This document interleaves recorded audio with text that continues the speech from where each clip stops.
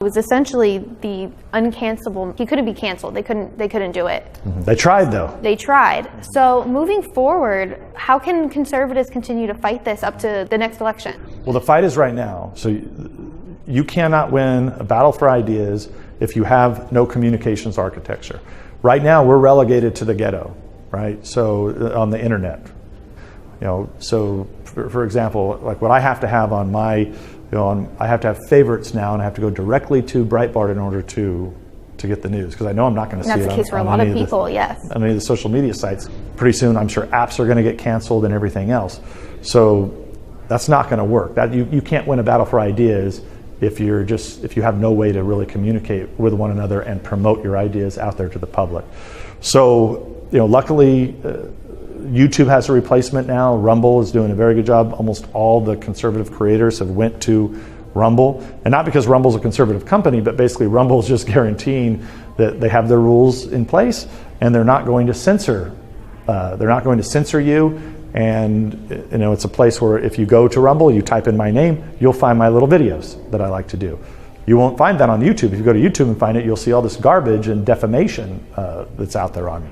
So what people have to do now is they have to make sure that that their representatives know that this is the most important issue, is to rein in these tech oligarchs and for us to get a social media platform out there where we can communicate our ideas, or it's going to be really tough to win in the future.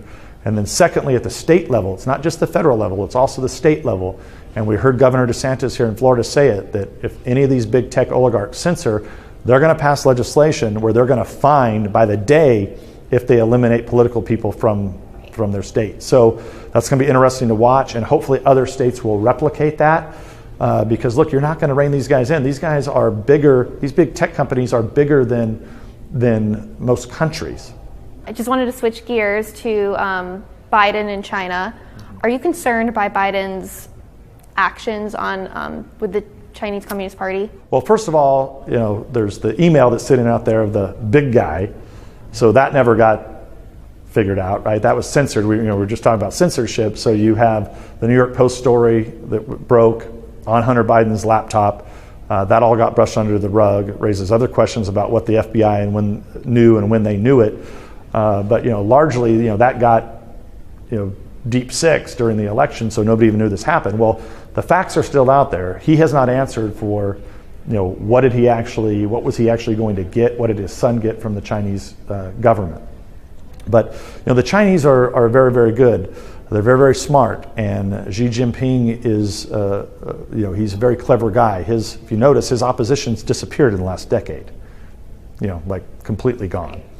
So they know what Biden's all about. Xi Jinping saw characters like Biden. He's very familiar with it. He saw it in the old Soviet Union, like I was just describing. Right. He saw it in his own country. So he knows that Biden he's just a character.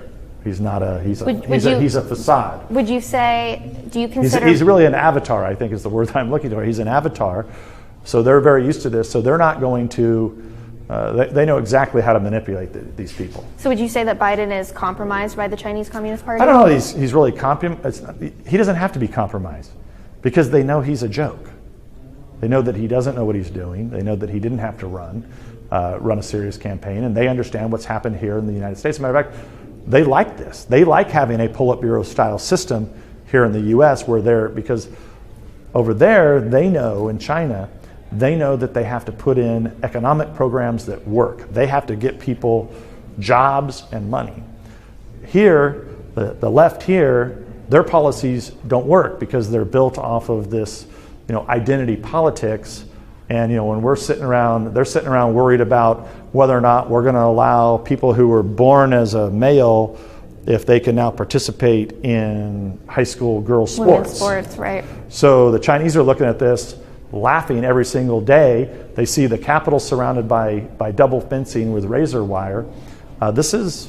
China loves this. They don't have to compromise. They love having the Democrats in control. Right. And then my final question, Biden in the first few weeks in office, he signed dozens of executive orders, some on immigration. Do you view his actions on immigration as increasing the threats of national security, compromising our national security? Well, the challenge with it is that you stop. the Congress funded building the wall. The wall was working. The wall, needs to get completed because you have a huge challenge in this country of how are you going to deal with all the people that are here not breaking the laws. Well, the only way you get the American people to a position of wanting to solve the overall immigration problem, which is exactly what President Trump was trying to do, was border security. Then you deal with a process by which people can come into this country. When you have jobs available, that's common sense. We used to have programs like that work. Other countries have those programs. But what they're doing is they're welcoming just, everybody come on through the gates. And the challenge with that is, under the gates or around the gates, really. The problem with that is there's been, growing challenges that and information of it's not just like the poor guy that's from, Central America that's trying to come up to get a job, to feed his family. There's other bad actors that are coming from the Middle East and all over the globe that are going into Central and South America, and they're coming up and getting into the United States. And that's the narrative that doesn't seem to get as much press. Right. They're in small numbers, but they're likely very, very dangerous over time. And so when you have these huge caravans of people coming up, and you have people that are sneaking in with those that are going to come up and join other crime